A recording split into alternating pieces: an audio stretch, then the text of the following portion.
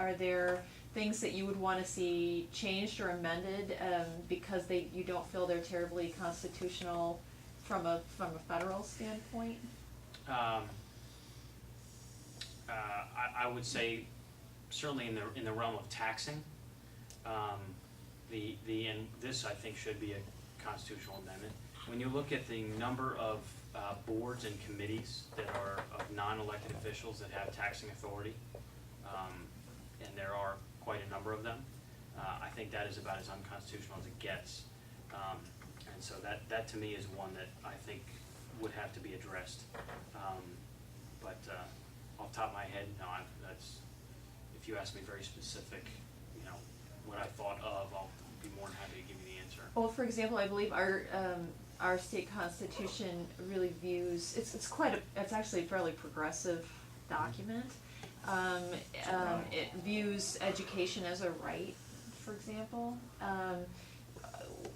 One of the things that I, as a citizen, have been very concerned by is, I see that we subsidize university education to a very large degree in this state, which on some level is a lovely thing, and on another level, it's like, wait a minute, is that something our founding fathers would have endorsed, really? And I guess I feel like, there are a whole lot of things for which we are taxed, money that gets taken out of our pocket that are coming out of our state constitution, which to me are not all that much in line with the U.S. Constitution. I would agree, 100%. I don't think education is a right.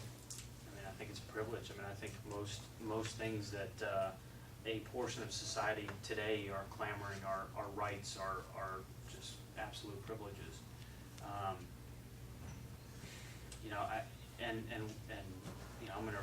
I think the university, certainly the University of Wisconsin system, and the tax dollars have gone through that, and then what is actually underneath the University of Wisconsin and a lot of the programs and the things that are being conducted through that, I think, that is,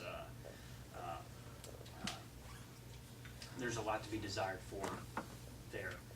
There's not a whole lot of transparency, I think, on the open front of the face of certainly that university school system in Wisconsin to where the tax dollars are going and what exactly is getting done.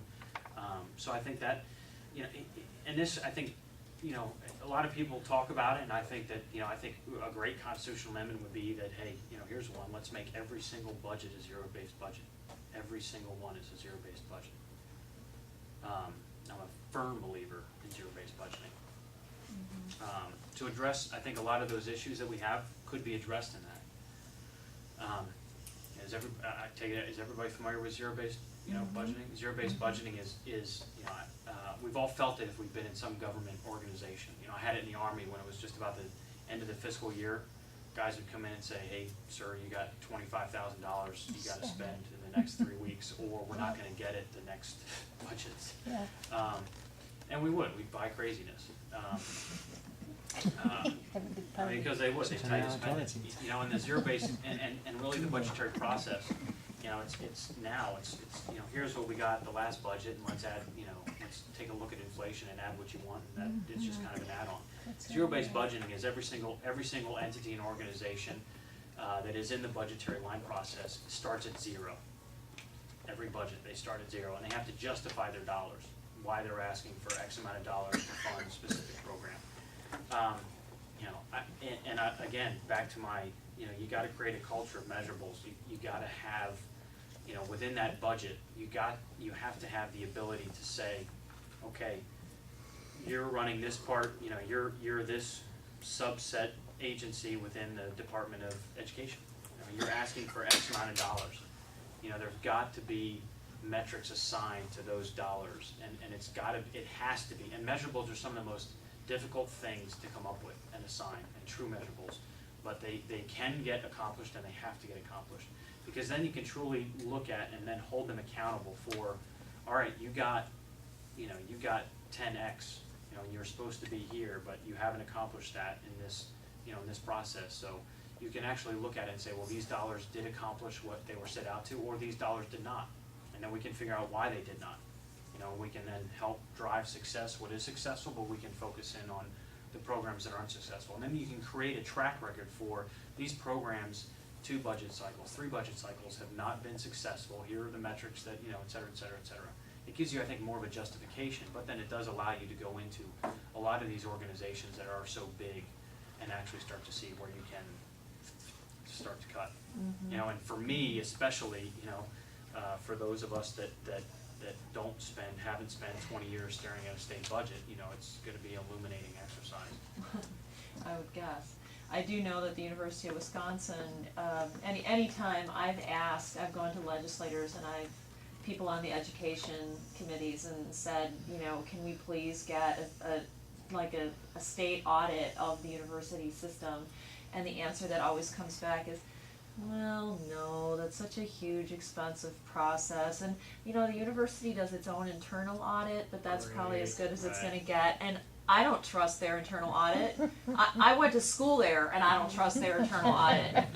So, this kind of thing, it's... Yeah, you're right. Yeah, I'm a taxpayer, and I was a tuition payer, and I should know where my money's going. And Shouldn't it be online too? Yeah. I mean, why can't? And they've gotten, and there's some great things that are coming out of the University of Wisconsin. They have some phenomenal programs, some of the, but they've also gotten very creative in ways that they can actually move tax dollars into programs that are driving something else that should not be paid for by tax Right, dollars. and I know for sure that they've wasted tons of money, for example, on IT projects, that they've gotten, a certain part of the way through, and then they just abandon it. Yeah. Yep. There's tons of stuff like that, millions of dollars just gone, so. anyway. Anybody else, last call? Ben, thank you very, Thank you very very much. much.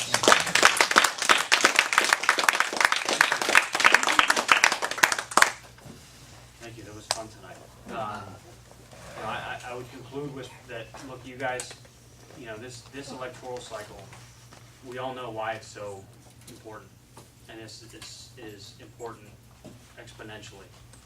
2011, the census, and then 2012 is redistricting. And whoever's gonna have the power of pen is gonna have the ability to basically, define the political makeup, I think, of this state for the next couple of decades. The state of the country, Wisconsin's a microcosm of what's going on around this country. Madison is to Washington DC.